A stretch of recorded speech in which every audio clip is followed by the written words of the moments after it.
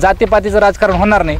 फक्त लोकांनी एवढे ज्या लोकांनी आपल्याला टाळले ते लोक जातीने त्यांना मतदान करतील। आणि ओबीसी असं काही समजू नये, आम्ही ओबीसी आहेत ते ओबीसी आहेत, आता काही वेगळं नाहीये। त्याच्यामुळे आता आमचा समाज आम्ही एकवट करू, आमचा ओबीसी समाज आम्ही एकवट करू, तुम्ही तुमचा करा, काही प्रॉब्लेम नाही। म्हणजे असं मतदार म्हणून तुमच्या काय भावना आहेत, नेमकं कुणाला आणायचे कुणाला पाडायचे हे तर तुमच्या हातात आहे। हे आमचं नाव न घेता आम्ही करेक्ट कार्यक्रम करणार आहोत। सरकारचा विषय राहिला तर सरकार म्हणजे आता कुठलं सरकार म्हणजे शेतकऱ्याच्या मनासारखं नाही किंवा माणसाच्या मनासारखं नाही। म्हणजे प्रकार असा झालाय पुढे वीर मागे आड, पण आता पर्याय नसल्यामुळे जो माणूस आपल्याला सहकार्य करणार आपल्याला त्याला मतदान करावं लागणार आहे। बघू आता काय होतंय। नमस्कार, मी ओमकार शिंबडे, आपण पाहत आहे प्रेस महाराष्ट्र न्यूज 24। सध्या बीड लोकसभेचं बजरंग बाप्पा सोनवणे यांचं तिकीट जाहीर झालं आहे। भाजपकडून पंकजा मुंडे या खासदार पक्षाने त्यांना तिकीट दिलं आहे आणि याच अनुषंगाने आपण आज चकलांबा परिसरात आहोत। चकलांबा परिसरातील तांदा या चक्रांबा सर्कलच्या तांदा या गावामध्ये आहोत। या ठिकाणी युवकांचे काय प्रश्न आहेत, नेमकं लोकसभेला त्यांना मतदान कोणाला करायचं आहे, नेमकं त्यांच्यामध्ये कोणतं सरकार त्यांना पुढे राज्यात पाठवायचं आहे, केंद्रात पाठवायचं, याच प्रश्नांचे आज आपण उत्तर घेणार आहोत। त्यासाठी या ठिकाणी माझ्यासमोर हे सर्व तरुण आहेत, यांच्याकडून आपण जाणून घेणार आहेत की बा बीड लोकसभेसाठी तुम्हाला नेमकं खासदार कोणाला करायचं, नेमकं तुमचं व्हिजन काय, हेच आपण आज जाणून घेणार आहोत। त्यासाठी काय नाव तुमचं? आकाश पाटील। आकाश पाटील, काय सांगाल बीड लोकसभेमध्ये आत्ताच बजरंग बाप्पा सोनवणे यांची उमेदवारी जाहीर झाली, पलीकडून पंकजा मुंडे यांची भाजपने उमेदवारी जाहीर केलेली खासदार म्हणून, नेमकं तुम्हाला या सर्व प्रश्नांचं नेमकं मतदान कोणाला करायचं, काय काय तुमच्या भावना आहेत? मतदान म्हणजे प्रथम तर असा विषय मराठा आरक्षणाचा विषय आहे, त्यात काय म्हणजे नेत्यांनी कुठला सहभाग चांगला दाखवलेला नाहीये। तर विषय असा आहे, पाटलांनी जे सांगितलंय म्हणजे त्यांच्या धोरणानुसार आम्ही ज्यांनी आम्हाला आरक्षणाला विरोध केलाय प्रथम तर त्या नेत्यांना आम्ही पाडणार, ही आमची जबाबदारी प्रथम राहील मराठा समाजाची, एवढं सांगणे।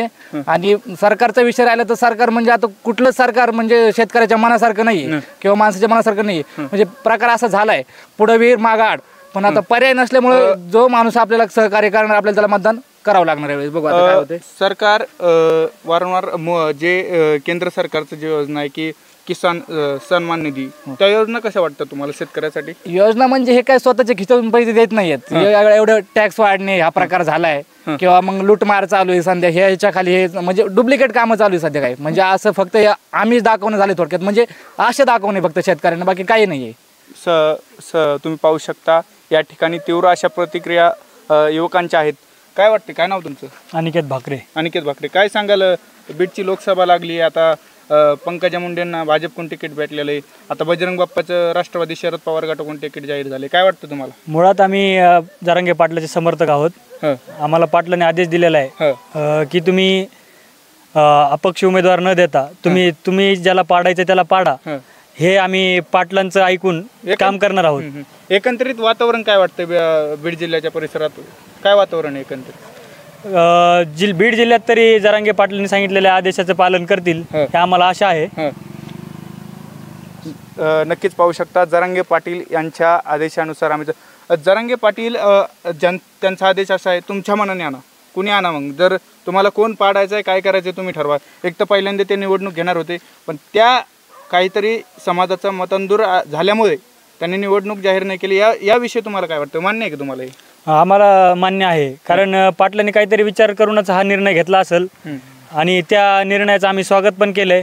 कारण गावागावातून उमेदवार न दिल्यानं आमचं मतदान डिवाइड झालं असतं, तर ते मतदान आमचं डिवाइड होणार नाही। आमचे जरांगे पाटलांनी म्हणजे जो आदेश दिलाय त्या आदेशाने आम्ही काम करणार आहोत आणि ह्याचा फायदा कुठल्या पक्षाला किंवा कुठल्या नेत्याला होणार नाही। मतदार म्हणून तुमच्या काय भावना आहेत, नेमकं कुणाला आणायचे कुणाला पाडायचे हे तर तुमच्या हातात आहे। ते आम्ही असं नाव 13 तारखेला हे तुम्ही स्पष्ट करणार? हो, 100%। आम्ही असं नाव न घेता आम्ही करेक्ट कार्यक्रम करणार आहोत। दिसून येईल ते जे आहे ते उमेदवाराला दिसून येईल मतदान रूपी। नेमकं तुम्ही करेक्ट कार्यक्रम करणार असा शब्द यांनी वापरला, काय काय वाटतं तुम्हाला? म्हणजे वाटण्यासारखं काही नाही, जे बोलले तेच, पाटील जे बोलले त्याच्यावर आम्ही कायम ठाम आहेत, बस तेवढंच करणार आम्ही आता। काय एकंदरीत काय बीड लोकसभा जाहीर झालेली आहे, सध्या बजरंग बाप्पा सोनवणे राष्ट्रवादी शरद पवारकडून आत्ता जाहीर झाले, नंतर पंकजा मुंडे भाजपकडून जाहीर आहेत, नेमकं काय वाटतं तुम्हाला, कोण आलं पाहिजे कोण गेलं पाहिजे? आम्हाला जे पाटलाचा आदेश आहे त्यानंतर जी 14 तारखेला जी सभा आहे बिदरमध्ये बिदरच्या मराठ्याचं कामन नाही, कारण तिकडे बी लोकसभा चालू आहे. तर त्याच्यामध्ये आता सध्या असा विषय की तिकडे बिदरचा मराठा, कर्नाटकचा बेळगावचा मराठा, त्यानंतर तामिळनाडूला पण मराठा आहे. त्याच्यामुळे त्यानंतर तिथला पण निर्णय असा होणार आहे की जी ती आता समज पाटील सांगते 900 एकरमध्ये जी सभा होणार आहे त्या सभामध्ये कर्नाटकमधले बिदरमधून असो किंवा बेळगावमधून, त्यानंतर तामिळनाडू, सर्व ठिकाणचे मराठी तिथे येणार आहेत. त्याच्यामुळे जे आता ही सभाला असा विषय होणार आहे की ज्या टायमाला समज आता आदेश तर पाटलांनी दिले आहेत आम्हाला, कारण की आम्ही मराठा समाज असा करणार आहे की जे पाटील सांगते तेच आम्ही पूर्व दिवशी आहे. पाटलांनी सांगितलं आहे की जे उमेदवार द्यायचे होते ते उमेदवार का दिले नाहीत, कारण की असा विषय आहे की आमचं मतदान आहे मराठा समाज आहे ते डिवाइड झालं असतं. त्याच्यासाठी ते आम्हाला जे उमेदवार नको आहेत ते उमेदवार आले असते. बरं, आता एकंदरीत मराठा ओबीसी असा वाद तुम्हाला बीड जिल्ह्यात लागेल असं वाटतंय? वाद तेव्हा असा म्हणजे जातीय समीकरण जातीय समीकरण तसं काहीच नाही, कारण सगळ्या जातीचं, कारण की पाटलाला विरोध नाही, कारण की सगळ्या जातीचं सहकार्य आहे. बरं, आता मराठा बजरंग बाप्पा सोनवणे यांच्याकडून मराठा उमेदवार बजरंग बाप्पा सोनवणे आहेत, एकीकडून ओबीसी नेत्या पंकजा मुंडे आहेत. नेमकं तुम्हाला काय वाटतं, बजरंग बाप्पा सोनवणे की नाही? तसं तर आपण डायरेक्ट नाव नाही घेणार, पण जातीपातीचं राजकारण होणार नाही.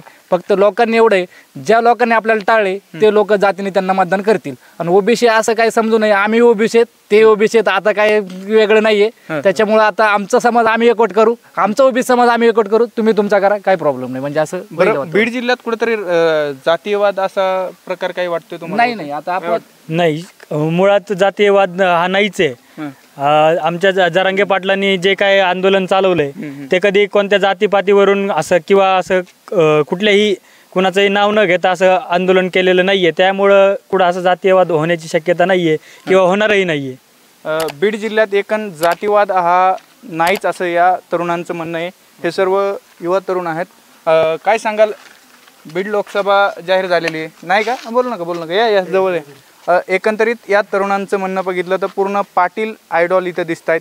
कारण की जे मराठा समाजाचं भिजत घोंगडं ठेवलेलं आहे मराठा आरक्षण, या संदर्भात कुठलाही या सरकारनं किंवा या व्यवस्थेनं निर्णय न घेतल्यामुळे हा सगळे तरुण आक्रमक आहेत. यांच्या भविष्याचा प्रश्न असल्यामुळे हे आत्ता तरी कुठल्या पक्षाला किंवा कुठल्या व्यक्तीला ठामपणे असं म्हणू शकत नाही की मतदान करू शकत नाही. कॅमेरामॅन नाना धांडेसह मी ओमकार शेंबडे, प्रेस महाराष्ट्र, थांबतो. धन्यवाद.